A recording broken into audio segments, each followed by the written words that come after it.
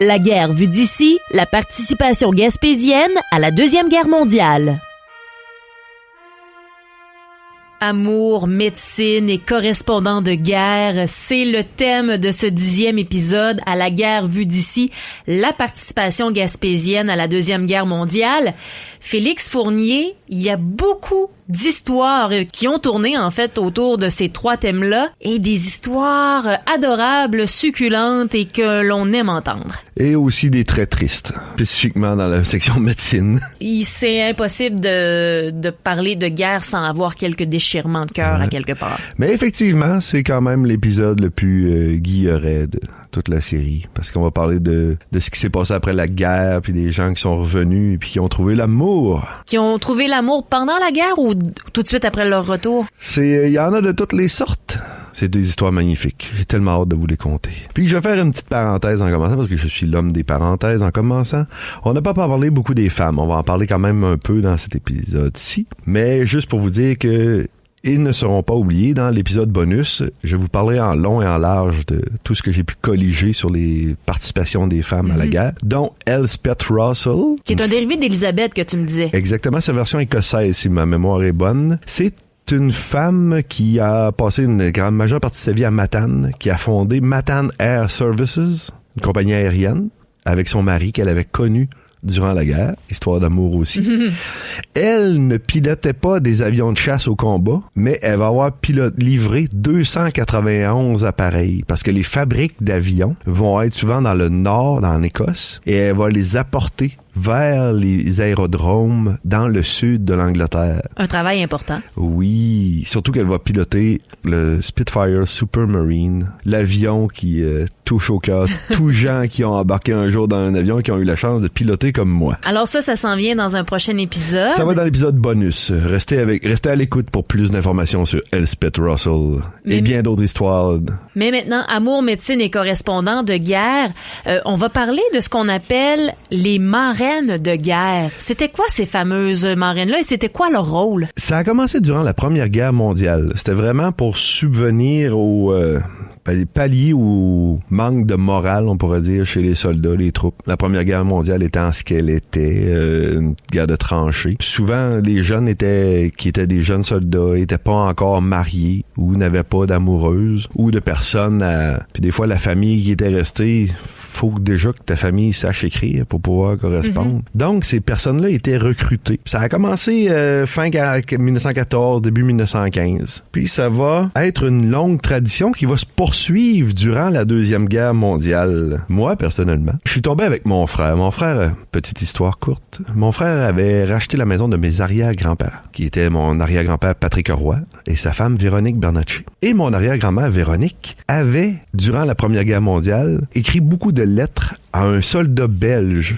Puis on est tombé là-dessus, moi et mon frère, assis à terre dans le plancher en train de lire Puis c'était magnifique. Est-ce que ta grand-mère avait une belle plume, ton arrière-grand-mère? Oui, elle était professeure, elle était très éduquée pour l'époque. C'était une femme très forte, on pourrait dire très autonome et indépendante. Très tôt, elle va avoir un restaurant avec un pool room, une salle de billard à Pointe-à-Frégate, dans lequel elle va le servir de la crème glacée sur du 7-Up. Ceci n'est pas une plug. Un flotteur, comme on appelle. Exactement. Et il restera de cette salle de billard un magnifique jukebox Wurtlitzer en 1953, que malheureusement, je n'ai pas eu la chance d'hériter de.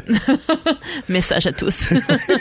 Donc, pour notre correspondance de guerre continue, un cas de correspondance de guerre qui a fini en amour. Oui, parce qu'il y a certaines qui ont trouvé époux. La majorité n'ont pas. Ça ferait beaucoup de monde. C'est ça.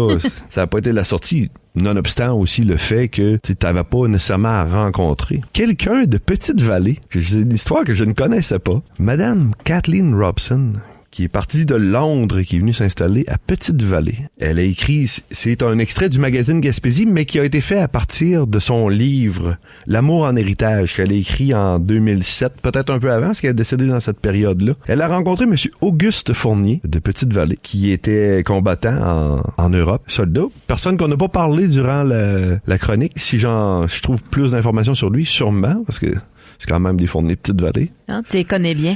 Ce n'est pas la même souche de Fournier que moi, mais on est relativement proches géographiquement. Donc, Mme Robson, c'est ça, rencontre à l'automne 43, après avoir écrit quelques lettres à M. Fournier, et elle va déménager après la guerre à Petite-Vallée. Et elle mentionnera que le choc culturel commençait. Nous étions ensemble et c'est tout ce qui comptait. Afin, nous sommes arrivés à la gare de Gaspé. J'étais habitué aux petits trains électriques de banlieue en Angleterre, qui allaient très vite et les gros diesels me paraissaient très lents et bruyants. Il y avait 2 personnes qui nous attendaient à la gare. C'était M. Élisée et Mme Cécile Fournier, les parents sûrement de Auguste. Et nous sommes dépêchés d'entrer en taxi. Et commençait la dernière étape du voyage. La conversation devenait de plus difficile, d'autant plus que j'avais un peu de difficulté à comprendre le parler des gens. Mon oreille n'était pas faite à l'accent gaspésien. C'est vrai que c'est un immense choc culturel, déjà de passer de la langue anglophone anglaise à la langue française, et le changement de culture devait quand même être aussi drastique. Autre personne qui m'a parlé de ça, j'ai eu la chance de rencontrer il y a quelques années Mme Diane Sawyer, qui est de New Carlisle, qui, elle, a vécu la guerre. Je sais que c'est une période, je vais vous expliquer pourquoi. Parce que j'étais persuadé qu'elle avait connu l'amour durant la Deuxième Guerre mondiale. Donc, j'ai colligé les informations. Mais il s'est avéré que son mari n'était pas un vétéran, était beaucoup trop jeune. Donc, elle s'est envenue dans un épisode plus loin dans le temps. Mais quand je l'avais rencontrée, j'ai eu la chance, elle m'a décrit sa guerre. Ce qui était quand elle était native des îles Jersey et Guernsey. Sujet très intéressant pour nous. Podcast à suivre. Podcast à suivre. C'est ça, donc, Mme Diane Sawyer était quand même relativement jeune à l'époque. Son père avait immigré à Jersey, aux îles anglo-normandes, à partir de Londres.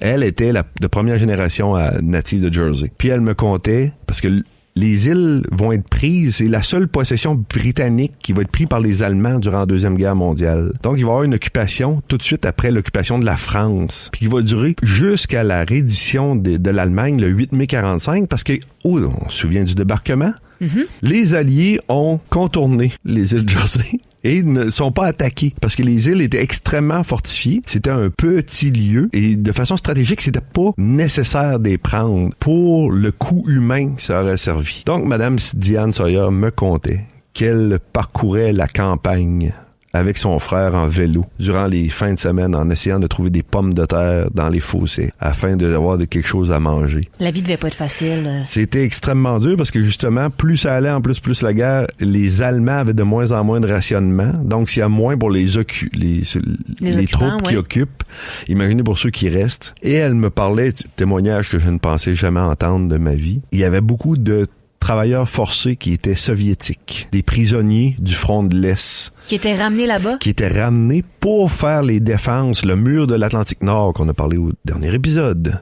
Cette fortification qui devait empêcher justement les Alliés de débarquer en France. Donc, elle dit, ces personnes-là, on leur donnait de la nourriture en cachette. Elle dit, on avait extrêmement peu de nourriture, mais elle dit, le petit peu qu'on avait, on essayait de le partager. Puis, ce partage-là était, vous pouviez avoir la peine de mort pour ça, parce que si un habitant de Jersey était pris à donner de la nourriture aux travailleurs forcés soviétiques, c'était la peine de mort directement là, par les soldats allemands. Elle me contait ça avec beaucoup d'émotion. C'était effectivement quelque chose de... Puis finalement, ils ont été libérés. Puis ils ont pris la vie. Elle a connu quelqu'un, un Gaspésien, qui n'était pas soldat.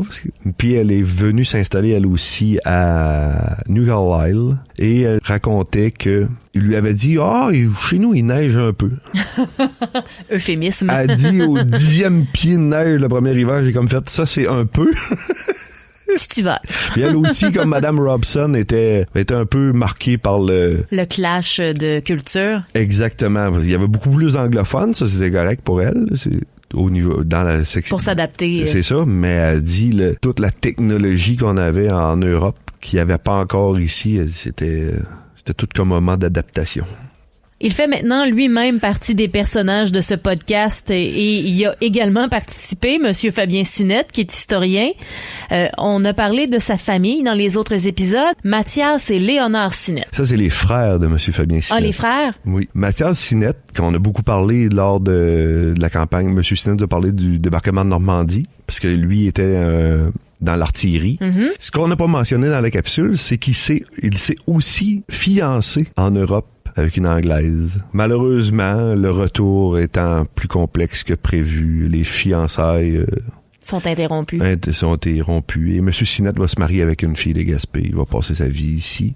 Et une histoire d'amour digne du patient anglais.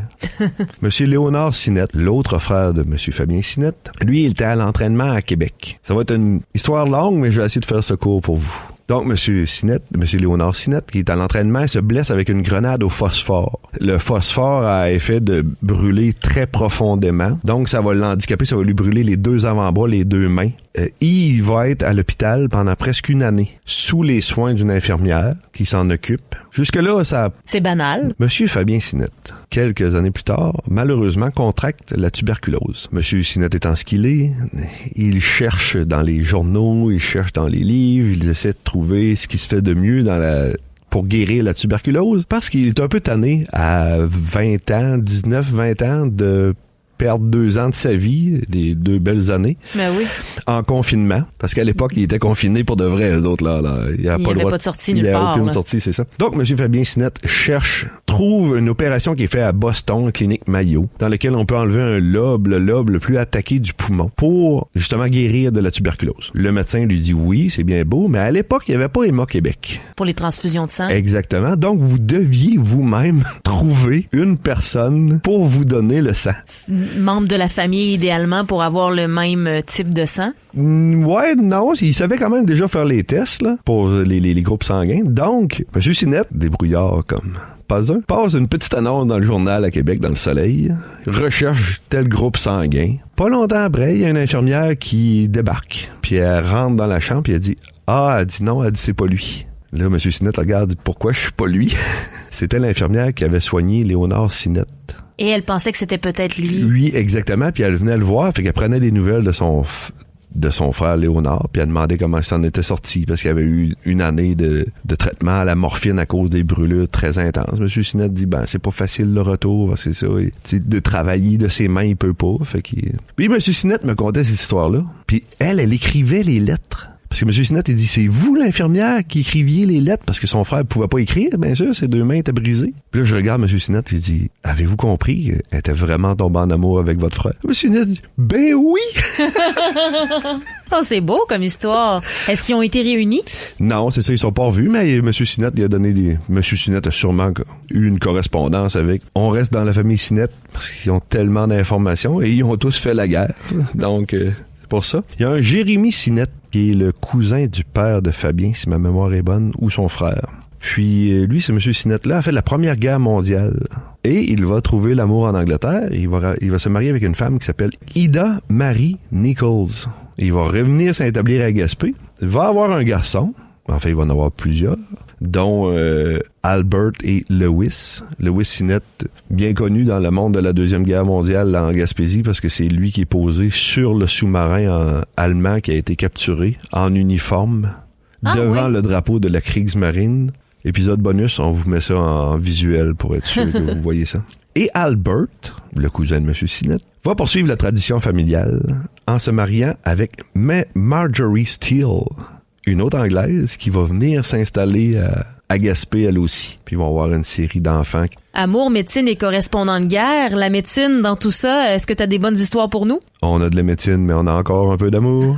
Si on va parler d'un néo-gaspésien, quelqu'un qui est venu s'installer ici, qui n'est pas natif, mais qui a eu dans le secteur du Gaspé-Nord, d'où je viens, Grande-Vallée, dans l'enclave de l'Estran, on pourrait dire, entre Grande-Vallée et Saint-Yvon. C'est quelqu'un qui a eu très grande importance parce que quand il est venu s'installer comme médecin, ça a permis d'avoir le CLSC. Parce qu'à l'époque, c'était encore les dispensaires, là. Ça a vraiment l'air de la préhistoire quand on dit ça, là, mais non, c'était encore ça. Comme ils ont eu un médecin résident pendant 2 ans, ça leur a permis d'avoir le CLSC qu'on a encore à Grande-Vallée. Et cette personne, c'est M. Émile Melançon. Peut-être que ça vous dit peu de choses pour les gens du restant de... Mais c'est le grand-papa de Marie-Pierre Arthur. Ah, pour la petite histoire. Le grand-père maternel, si je me trompe pas? Exactement. Donc, M. Émile Melançon est né en Nouvelle-Écosse, dans la paroisse de Sainte-Anne-du-Ruisseau, dans la partie francophone acadienne. Son père était médecin. Il va faire sa médecine lui aussi.